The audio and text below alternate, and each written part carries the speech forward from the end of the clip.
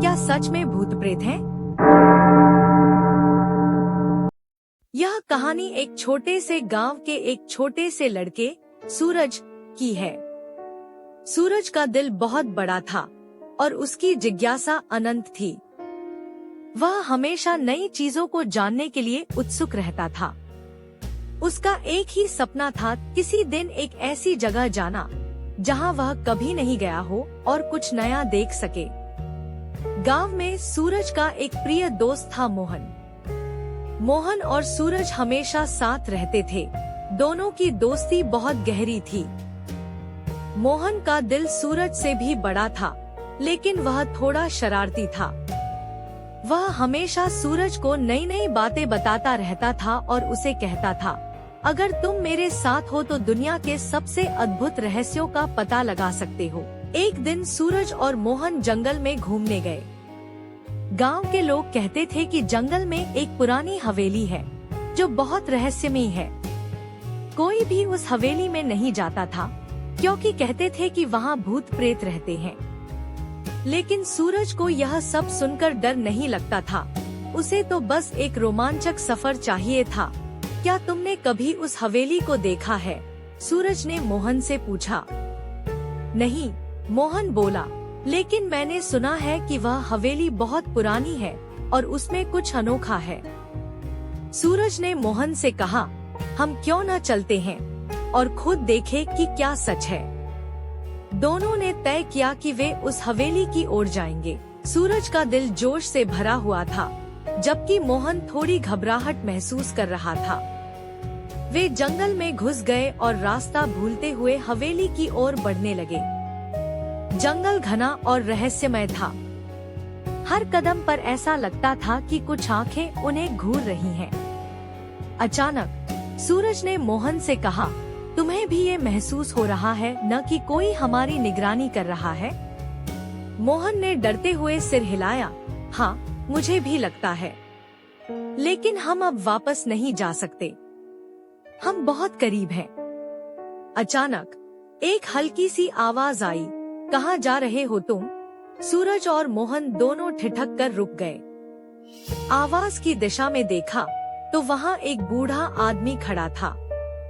उसके चेहरे पर कुछ रहस्यमय सी मुस्कान थी। तुम लोग यहाँ क्या कर रहे हो? उस आदमी ने पूछा। सूरज ने कहा, हम हवेली की ओर जा रहे हैं। आप भी वहीं रहते हैं क्या? हवेली? वह आदमी मुस्कराया। तुम लोग नहीं जानते कि उस हवेली में क्या है। वह सिर्फ बाहरी दुनिया से जुड़ी नहीं, बल्कि समय और जगह से भी जुड़ी हुई है। क्या मतलब? मोहन ने उत्सुकता से पूछा। समझो, वह बूढ़ा आदमी बोला, तुम दोनों अगर वहाँ गए तो वापस आना मुश्किल होगा। हवेली सिर्फ उन्हीं को चुनती है जो इसके रहस्यों को जानने के लिए तैयार होते हैं। सूरज और मोहन हैरान थे, लेकिन वे अब रुके नहीं। उन्होंने बूढ़े आदमी को धन्यवाद कहा और हवेली की ओर बढ़े। कुछ समय बाद दोनों हवेली के पास पहुँचे। हवेली बहुत पुरानी और खंडहर जैसी दिखती थी। उसके दरवाजे पर एक पुरानी घड़ी लगी हुई थी जो हर घंटे की तरह चल रही थी, लेकिन घड़ी की सुइयां हमेशा उल्टी दिशा में घूम रही थी। सूरज ने मोहन से कहा, यह बहुत अजीब है। मोहन ने भी कहा, हाँ, यह तो सही नहीं लग रहा है, लेकिन अब हम वापस नहीं जा सकते। जैसे ही वे दरवाजे के पास पहुँचे, दरवाजा अपने आप खुल गया। दोनों अंदर चले गए। अंदर का दृश्य और भी रहस्यमय था। हवेली में बत्तियां नहीं जल रही थी, लेकिन फिर भी हर जगह एक हल्की सी रोशनी थी। चारों ओर दीवारों पर पुरानी तस्वीरें और नक्शे लगे हुए थे। एक बड़ी सी सीढ़ी ऊपर की ओर जाती थी, जहां से अजीब आवाजें आ रही थी। तुम तैयार हो? सूरज ने मोहन से पूछा। हाँ, लेकिन मुझे डर लग रहा है, मोहन ने कहा। दोनों धीरे धीरे सीढ़ियों पर चले और ऊपर पहुँचे।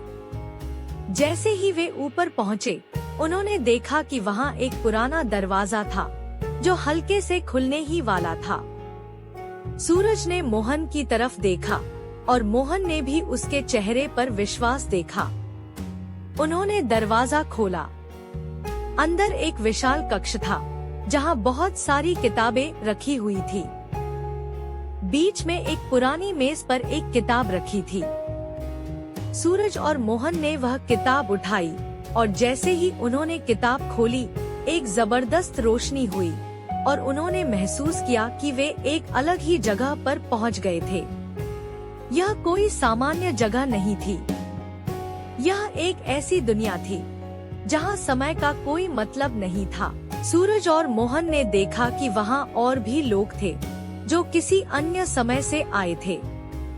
एक बूढ़ी महिला ने उनका स्वागत किया और कहा, तुम लोग अब यहाँ हैं। अब तुम्हें यहाँ से बाहर निकलने का तरीका जानना होगा। वे दोनों घबराए हुए थे, लेकिन उन्होंने सोचा कि जो भी हो, वे इस नए संसार का रहस्य जरूर सुलझाएंगे। यह उनके जीवन की सबसे बड़ी चुनौती थी। उम्मीद थी कि सूरज और मोहन अपनी साहसिक यात्रा के बाद वह राज जान पाएंगे और उस अद्भुत जगह से बाहर निकलने का रास्ता खोज लेंगे। लेकिन अब उनका सफर और भी रोमांचक और रहस्यमय हो गया था।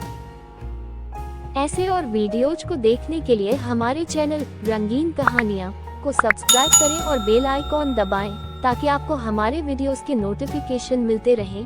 धन्यवाद।